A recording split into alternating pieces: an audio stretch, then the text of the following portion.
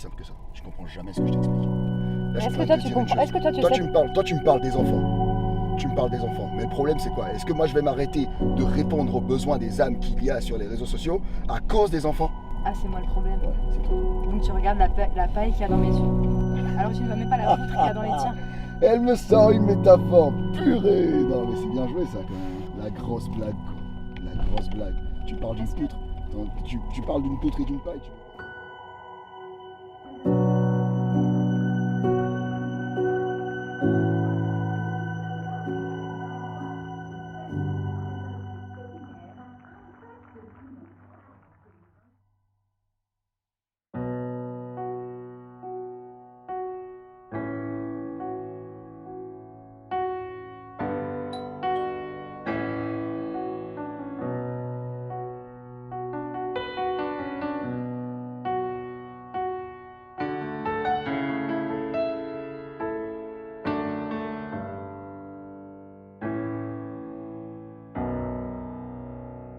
Bonsoir à tous, je m'appelle Demas et j'ai 33 ans. Ce matin-là, je m'apprêtais à aller au taf et sans faire gaffe, j'étais en retard, pas de chance. Ma femme se trouvait dans la chambre avec les gosses. C'était l'heure de l'école, elle rangeait leurs peignes et leurs brosses, inébranlable avec mon air de catcheur. Spirituellement, je parais plus fort que ma femme, car sur ma vie, j'ai un appel de pasteur. Je lui fais souvent la leçon, car je trouve qu'elle prie pas assez. Et chaque fois qu'il y a une épreuve, pouf, elle est prompte à se lasser. Et moi je jeûne, je prie, je sers à l'église. Je suis le bras droit de l'apôtre Paul du coup. Y a personne qui me néglige. Et au boulot, je suis juste excellent. Mon salaire est étincelant. T'as le compte en découvert, le mien est trop souvent en excédent. Et quand je vais sur Instagram, c'est vraiment trop fort. Les gens sont fortifiés dans l'âme parce que je suis tellement profond. Car j'ai un grand appel au ministère, un grand appel prophétique. Y'a que ceux qui manquent de discernement, qui sont trop sceptiques. Mais peu importe la famille, chacun sa grâce. Car Dieu élève qui il veut. En tout cas je sais ce que je vaux. Et faire son œuvre c'est ce que je veux. J'ai un appel des nations. Je dois voyager dans le monde entier et faire toutes sortes de bonnes actions. L'humilité, ça me caractérise.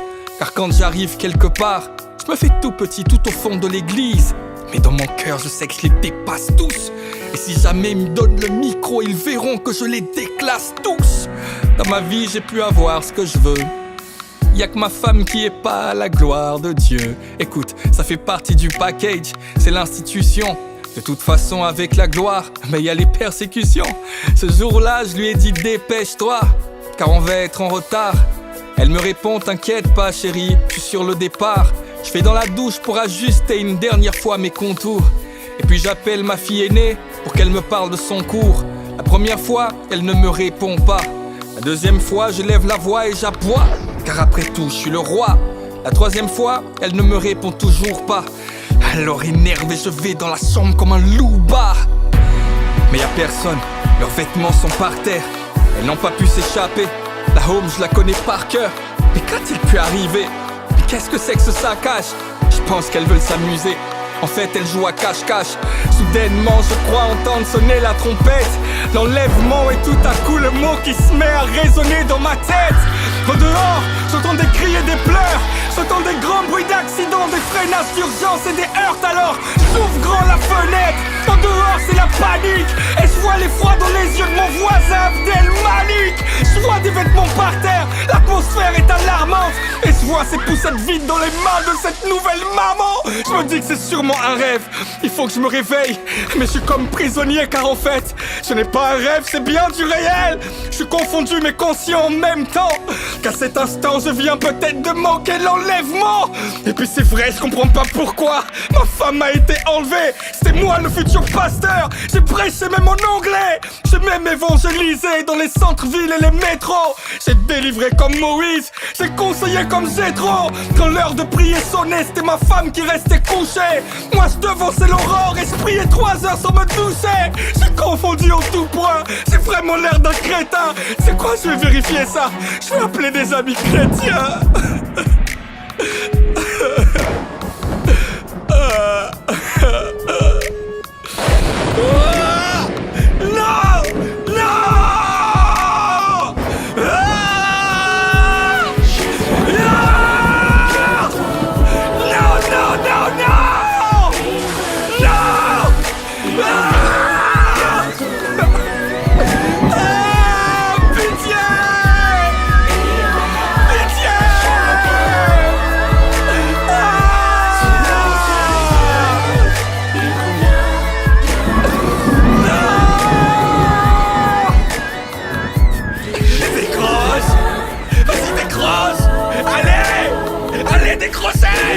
Des groseilles.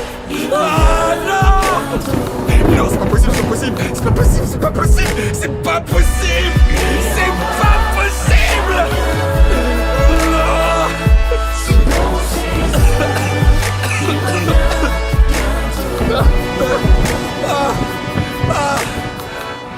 Jésus revient bientôt. Il revient bientôt. J'aurais dû garder mon cœur. J'aurais dû garder mon cœur. Selon ses œuvres, il revient bientôt.